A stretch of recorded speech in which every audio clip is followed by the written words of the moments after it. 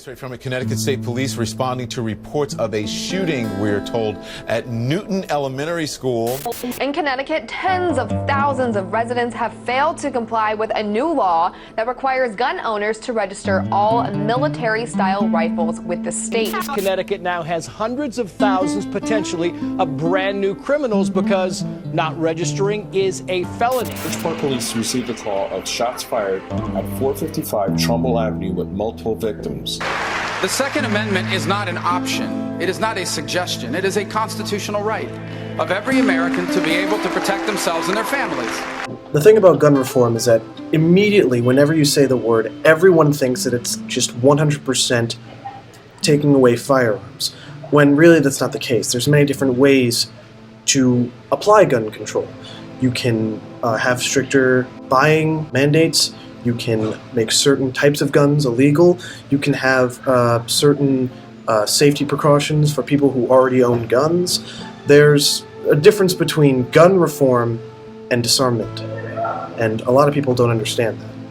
There were 4 dissenters, and they said that they believe the Second Amendment protects no individual right to keep and bear arms whatsoever, which means if their view prevailed and the next president's going to get 1, 2, 3, maybe 4 Supreme Court justices, the court will rule that not a single person in this room has any right under the Second Amendment, and the government could confiscate your guns. You know, there are really 2 parts to the Second Amendment. One, and that's what's lent itself to the controversy concerning the meaning of the amendment. There is one part of the amendment, the first part, that pertains to having well-organized militias. But then the second part suggests that the people can own firearms or own guns.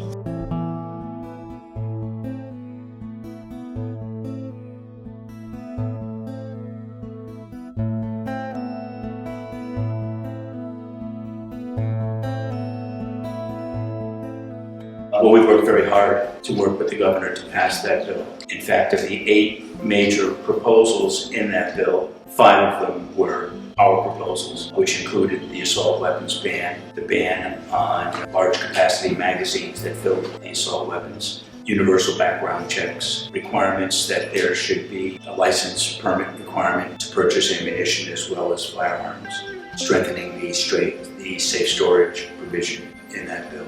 So we were very much in alignment with Governor Malloy on that.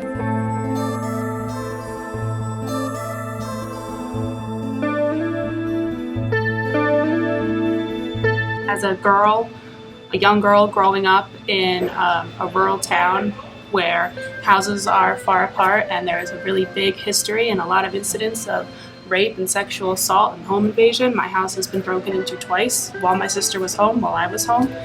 I'm a big proponent of being an armed citizen, and I think that a government that has a mission to disarm the public is a government that should be feared.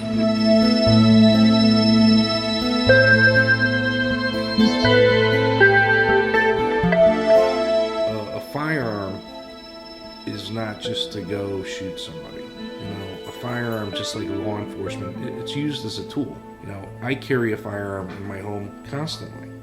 I have it on me at all times.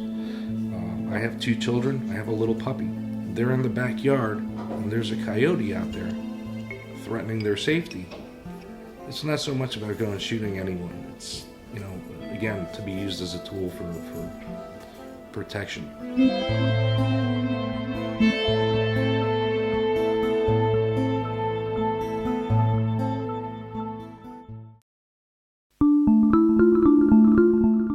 My name is Mark Barton. I'm a professional musician here I live in Sandy Hook, Connecticut with my wife Jackie, and these are my 3 children. This is James, he's now 15. This is Natalie, she's 14. And that's my youngest, Daniel. And Daniel was 7 years old when he was shot to death in his first grade classroom at Sandy Hook Elementary. Shock. I mean, what did I feel? I don't think anybody spent a lot of time I didn't spend a lot of time feeling anything for the next 3 days. When 26 people, including 20 first graders, were murdered at Sandy Hook Elementary School on December 14th, 2012, you know, James and Natalie were asking us questions. We're asking my wife and me questions. You know, their little brother, who you can see in this picture, they're close and they're smiling, and that's how they were always. And when their little brother was murdered, they just were left adrift, as we all were. Folks from our community in Newtown were gathering and meeting and trying to answer some of those same questions.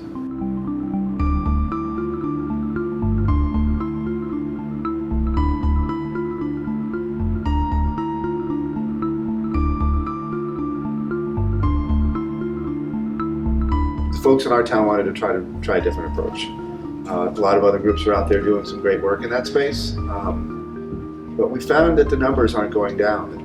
32,000 people continue to die in this country every year to gun-related tragedies, and we wanted to come at it from a different angle and hopefully see different results. We come up with a massive gun bill, but now we cut funding to mental health care, which was the root cause of Newtown.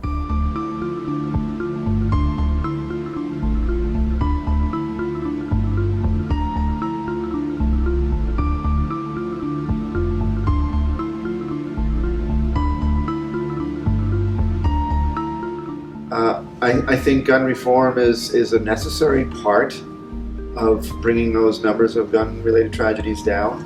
It's not the only answer, but I think it's part of it.